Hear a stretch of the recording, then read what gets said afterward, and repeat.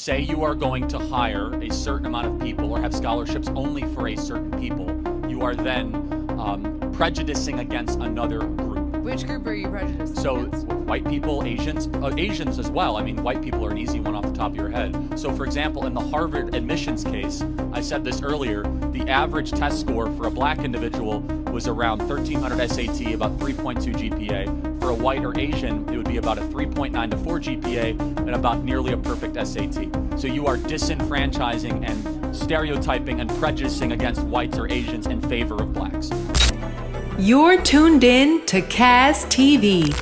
What's going on, everybody? So today we're going to dive straight into this video of Charlie Kirk and this very liberal student debating about some serious issues. Let's hop into the video. What's your name again? Thank you. Naima, how are you doing? Naima, it's been a while. It's been a minute. How have you been? Great. That's fantastic. You did do that. I mean, you didn't, but Trump did. Yes. The collective we, yeah. Yes, the collective we. So speaking of Trump, I do want to talk a little bit about his policy on DEI. As you know, in his first weeks in office, he signed the executive order declaring that DEI is both unlawful and a threat to national unity. And I just kind of want to ask you to elaborate on why DEI is unlawful. Well, based on the Civil Rights Act, which I have disagreements with, but based on the Civil Rights Act, which is the law of the land, it says you shall not discriminate based on color, race, creed, or origin of nationality. Yes. And DEI definitionally does those things. How does it definitionally do those things? So, for example, if you say you are going to hire a certain amount of people or have scholarships only for a certain people, you are then prejudicing against another group. Which group are you prejudiced against? So white people, Asians as well. I mean, white people are an easy one off the top of your head. So for example, in the Harvard admissions case, I said this earlier, the average test score for a black individual was around 1300 SAT, about 3.2 GPA. For a white or Asian, it would be about a 3.9 to 4 GPA and about nearly a perfect SAT. So you are disenfranchising and stereotyping and prejudicing against whites or Asians in favor of blacks. You're not prejudicing against whites or Asians, though, because DEI is not on a race basis. DEI stands for diversity, equity, and inclusion of all people. Affirmative action is what is intended to address racial inequality, but DEI isn't on the basis of race. Well, so DEI is a project of the affirmative action movement. So one comes before the other. He signed an executive order against both, for the record, so I wasn't sure which one you were talking about. I'm talking about DEI. So DEI, it depends what we mean in practice. So I can give you one example. There are black-only graduation ceremonies at certain schools. So I've got to pause it right here. She argues that DEI is not racially based, but DEI programs often do have racial components. And he's talking about how some of these DEI programs, which DEI stands for, like she said, diversity, equity, and inclusion, that includes gender, that includes race. Asian students have been affected in a negative way from these quotas and these programs. And in light of the Civil Rights Act, he's saying that, hey, this is unlawful. This is discrimination because you're basically discriminating against the Asian student because they are not black or Hispanic or white or any of these other ethnicities. So she seems to be kind of like blurring the lines between DEI and affirmative action, which are related. Let's keep going. Or black-only dormitories. But those are kind of student-led. I Hold mean, on, I'm but part of a black-only play this out. organization, and So- it's run by students. It's not Fair through enough. the school. Let's play it out. So if there is a black-only, let's pretend, which it's not, that building is black-only. If I said that, if that building was I'm white, like the campus center? No, I said let's okay. pretend it's yes, not. hypothetically, yes. Hypothetically, if that building was white only, you would agree that's a violation of the Civil Rights Act. Yes, but there Hold are on, no buildings on campus that are black only and white only. Well, and by the way, but there are on other campuses. No, though. but in those dormitories that are like culturally specific, you don't have to be that culture to live there. They're not going to not allow you to be black to live in a black dormitory. You would no, be, you'd be Ujima at surprised. Stanford. White people do live at Ujima. That's not. I don't know about that specific example, but if it says black-only dormitory. But it doesn't say black only. But okay, how about this? How about if we had? Well, it does. It But doesn't. Where? Where does it say that? Just to be clear, well, in the title. But let's No, pretend but it says where? black. Like what school? Where does it say black only building? Eastern Washington University, Portland State University, just off the top of my head, San Jose State University. They say black only dormitory? And if a white person were to apply to live there? It's a black affinity cultural not. space of which only black individuals are accepted and governed for black individuals. But can we have white affinity cultural spaces? You can have a white affinity cultural space. The activity is... The issue is that I you're think saying that's black against the Civil Rights only. Act. It's not black only. It's a black affinity cultural space. But anyone is invited if they would like to participate. Again, she seems to not understand DEI, affirmative action, is a product of DEI, diversity, equity, and inclusion. The idea that, hey, these people have been left out in the past, so we're going to make up for it in equity, not equality, but in equity. So I know you guys have all probably seen this picture right here. Okay. So this picture is equality. Everybody gets the same thing. Equity, we make sure everyone gets the same outcomes, right? So usually when people post this picture, it's to show people like, hey, equality is not enough. We need equity. So diversity, equity, and inclusion is making sure we get these results, period, as best they can.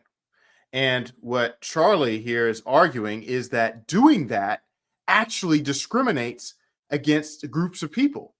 And so when we look at the affirmative action situation, even when we look at the cultural spaces of specific races, right? I think he has a good point.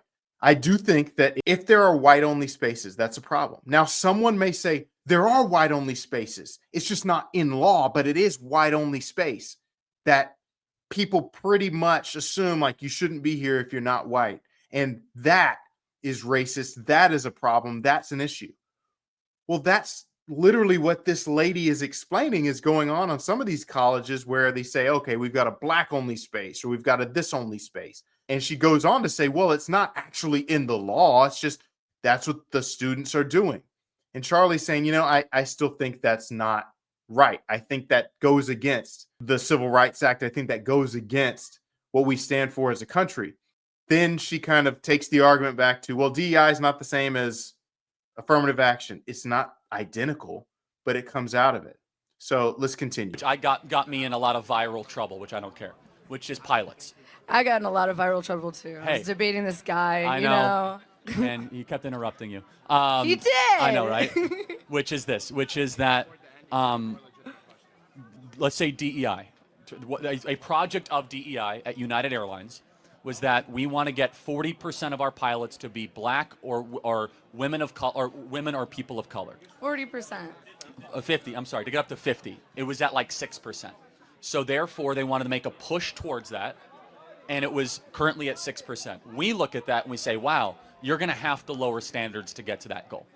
Why would you have to lower standards? Well, because... Are you saying that black people are inherently inferior? I'm saying the opposite. I'm saying that, black people are only 13% of the population, so you want 13% of the population... Women are not 13% of the population. Women are 50% of the population. Yeah, but women do not make up a majority of people that want to become pilots. In fact, the vast majority of women don't want to be pilots. Maybe they would want to become pilots if the barriers for entry weren't... Well, see, that now we're going down a different but equally fun direction, which is male-female differences. Men much more likely want to be involved in heavy machinery mechanics. They want to be pilots. They want to be tank operators. They want to be police officers.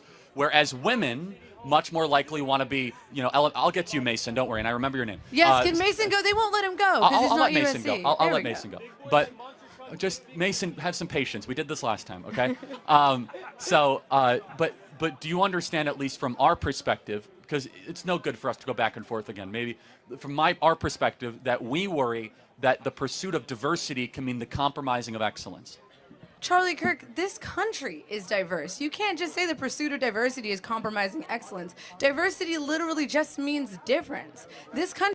Okay, she is avoiding what he's saying, and he's making a good point. Statistically, if you say, we're not just going to take the top 100 people, we are going to take the top 100 people as represented in the population. Let's just let it play out and see how it plays out. Now, again, she's going to say, or most people say when they make this argument, no, we just want to get rid of the barriers for entry. I agree. get rid of the barriers. But then once you get rid of the barriers, don't be mad about the results and say, no, we need to make sure, and I'm going to bring this picture back up. We need to make sure we've got equity. Let me point this way. We need to make sure we've got equity, not equality. The moment that you start forcing equity instead of equality in certain fields, this is what happens. People's lives hang in the balance of the person's talent level. Why would we say, you know what? I know that even though when we remove the barriers to entry, when we give equality, there will still be a discrepancy. We don't know why. There will just be a discrepancy. And someone may say, so are you implying that XYZ is better than this group or this group is better than that group? No, I'm not implying anything. I'm just saying this is the way that it's fallen. And if we remove the barriers to entry and it still falls that way, I don't know why. You figure out why. But I don't think we should put our lives on the line as consumers of whatever product, whether it's a doctor, whether it's a pilot, whatever it is, to be the test subjects of let's see what happens when we not only remove the barrier to entry, but we make sure everyone is equally represented in that field because we're making sure there's equity to boost this person and not boost this person because this person doesn't need a boost. And I don't think either she understands that and she's arguing from a unhonest perspective and trying to change the subject, or she really doesn't get it. Country is 13% black, it's 14% immigrant, it's 1/5 of every person in this country is Hispanic, it's 7% homosexual, and 50% of the country disagrees with you. Okay, Diversity is America. You cannot say all of that is true. That you Hold on. are America first if you do not care about half of America. I care about them so much, in fact. You care about them so much that you don't want to give them I didn't interrupt you. access to equal rights. Well, hold on. No one said rights. Hold on a second. No. I care about them. It is. It's equal rights. It's Naima, equal let me access. Let me finish. Now, who's interrupting who? I care about them so much. I want the only thing that they're ever judged on is to be their character or their competency, not their skin color. Okay, so you want it to be a meritocracy. Yes. So let's talk about a meritocracy. Okay. What experience does Kash Patel have to run the FBI? He has amazing experience. No, In he fact, doesn't. He wanted to start a UFC fighting program He has at amazing the FBI. experience. I got 5 words in. He was the most important thing. He was a public defender. That's not what that's not the job of the FBI. He has no experience in the FBI. He was a public defender and he was a special prosecutor. Was he ever a member of the FBI? No, but he doesn't have the merit to have hold that on a job. second. All right, let's do another example. But what experience does done. Linda McMahon? I'm not what done. experience does Linda McMahon have to run? She ran the Small Business Administration in the first term, which is a big organization. She was the head of the SBA. When she was the CEO of WWE, hold on. I'm not even talking about that. She ran the SBA. One By the way, of her employees was engaging in pedophilic behavior with their ring boys under her watch. I'm not going to defend that. And now she is somehow qualified to be responsible for all of America's children? Hold on a second. She was previously a cabinet secretary and then became a different cabinet secretary. That's like a one-to-one. Yeah, and then before that, she was enabling a pedophile. So what you're first of all, I don't know about that instance. If that's true, that's wrong. That's very much true. How do you not know about that, Charlie? I don't it's know like about very much. Okay. Again, public information. It's really important to know that the head of the Department of Education. She literally just deflected. Okay, so you want merit to be the standard, huh? She didn't argue against it.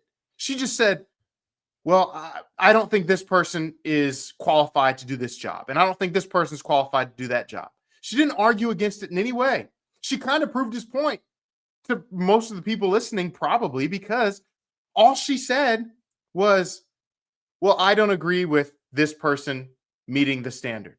And then every time he tried to explain how the person did meet the standard, she would cut him off and change the topic or bring up something else. She does not do a very good job of defending her position. She just deflects.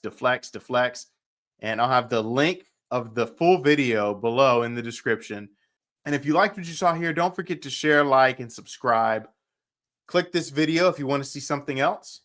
And I'll see you guys next time.